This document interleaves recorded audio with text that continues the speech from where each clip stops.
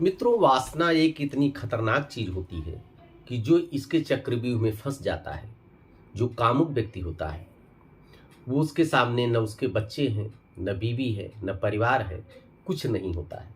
और आगे कुछ सोचने समझने की उसकी बुद्धि भी भ्रष्ट हो जाती है।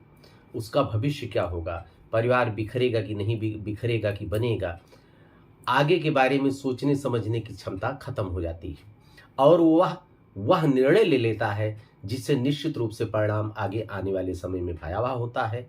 लेकिन ये सब सोचने समझने की क्षमता हो तब ना। मित्रों, मैं एक घटना आपको सुना रहा। उत्तर प्रदेश में ही बांदा एक जिला है।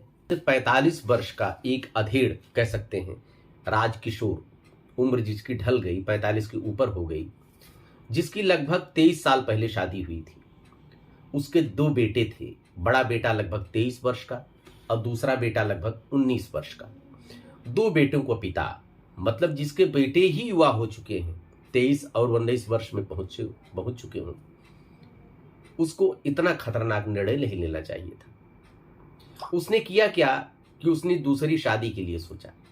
दूसरा विवाह आप जानते हैं, कोई महिला तभी कर सकती है या तो तलाकशुदा हो या उसका पति पहले दिवंगत हो चुका। नई लड़की तो मिलेगी नहीं। 45 वर्ष की अधेड़ को शादी अगर करना चाहेगा, जिसके बाल बच्चे इतने बड़े हैं, जिसका भरा पूरा परिवार है, उसको बहुत कम उम्र की लड़की नहीं मिलेगी। उसको वही मिल सकती है जो तलाकशुदा हो अथवा जिसके पति पूर्व में दिवंगत हो गए। इन महोदय को एक महिला मिल गई, मध्य प्रदेश के छतरपुर जिले की रहने वाली। उसकी उम्र कम थी, चूंकि वो तलाकशुदा थी।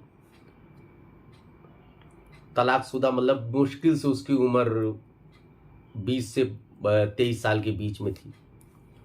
उससे शादी करके अपने घर पे ले आते। इनको ये नहीं पता था कि मेरा बेटा भी 23 वर्ष का है, 19 वर्ष का मेरा दूसरा बेटा है। ये शादी करके ले आए। 2-3 साल तो बहुत अच्छे बीता, लेकिन वो सुख ये पत्नी को नहीं दे पा रहे थे 3 साल बाद, जिस सुख की उसको अपेक्षा थी। लेकिन वही होता है ना कि वो भी तलाकशुदा थी। तलाक कैसे होता आप जानते ही। तलाक के लिए जब 2 पति पतियों में किसी बात को लेकर नहीं बनती है, वो कारण बहुत से हो सकते हैं। लेकिन इस घटना के बाद पता लगा कि नहीं, कारण जो अनुमान लगाया जा रहा था वही। उसकी इच्छा और बढ़ती गई पत्नी की, लेकिन इनकी उम्र ढल चुकी थी, 45 वर्ष से ऊपर थे। उसकी आवश्यकताओं की पूर्ति नहीं कर पा रहे थे। कुछ दिन झुझलाहट में ऐसे बीता, झगड़ा होता रहा पति पत्नी में। उसके बाद उसने क्या किया, अपने बड़े बेटे, सौतेले बेटे से, 23 वर्ष जिसकी उम्र थी, जिसका नाम राकेश था, उससे उसकी नजदीकियां बढ़ी। धीरे धीरे प्यार परवान चढ़ा। बस उसके बाद खतरनाक मोड़ पर आके खड़ा हो गया और दोनों के बीच में फिजिकल रिलेशन यानी कि शारीरिक संबंध बन गए। मतलब महिला के अपने सौतेले बड़े बेटे से शारीरिक संबंध बन गए। एक दिन इसने अपनी पत्नी को आपत्तिजनक स्थिति में पकड़ लिया। पत्नी का नाम गौरी था। इसी बात को लेकर बाप बेटे में खूब लड़ाई झगड़ा हुआ, खूब तनाव परिवार में हुआ। लेकिन इनकी पत्नी अपने सौतेले बेटे के साथ हो ली, जिससे उसके संबंध थे। इनको सरेंडर होना पड़ा। करते भी क्या, इनके सामने कोई विकल्प नहीं था। अंत में जाके इन्होंने अपनी किस्मत से समझौता कर लिया राजकिशोर ने। और इनके बड़े बेटे का इनकी पत्नी से संबंध को ये जानते थे कि अदा कदा इनके भी संबंध रहते थे। लेकिन बात तो तब बिगड़ गई। वही होती कामुकता और वासना, ये अंधी होती। कुछ दिन और बीतते हैं। उसके बाद उसी पत्नी का इनके छोटे बेटे से भी संबंध हो जाता है, जिसकी उम्र 19 वर्ष है। ब्रिजेश नाम था बच्चे का। उससे भी इनके संबंध बन जाते हैं। लेकिन यहां तो पिता और बड़ा बेटा दोनों दोस्त हो चुके थे। इनको इस बात को बहुत बुरा लगा। बड़े बेटे को लगा कि तो हाथ से निकल जाएगी। इनको भी लगा पत्नी मेरी निकल जाएगी, तो छोटा बेटा भी आ गया बीच में। ये बहुत गुस्सा हुई अपनी बीबी के ऊपर और उसने अपने बड़े बेटे को भी मिलाया। कहा ये कहानी इसकी खत्म ही कर देते हैं गौरी की। बड़े बेटे के साथ में अपना एक भतीजा था, उसको भी इन्होंने मिलाया, उदय प्रकाश नाम था उसका।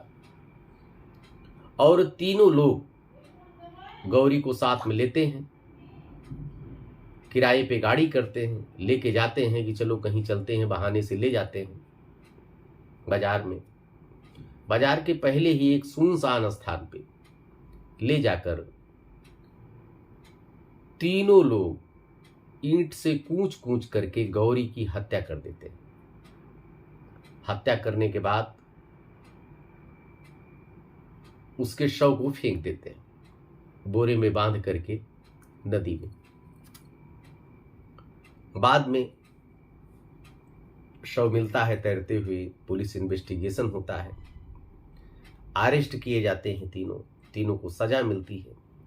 लेकिन मेरा यही कहना है कि मित्रों कि अगर ये स्थिति आपके सामने आ जाए, पहली चीज तो जब आपके बच्चे युवा हो गए हैं तो भविष्य को देखकर शादी जैसा निर्णय लेना नहीं चाहिए। लेकिन अगर आपने निर्णय ले भी लिया तो समय काटने के लिए, दिन काटने के लिए आपको कौन एक गिलास पानी देगा, इसके लिए जो है कम से कम अपनी उम्र का तो ख्याल रखते।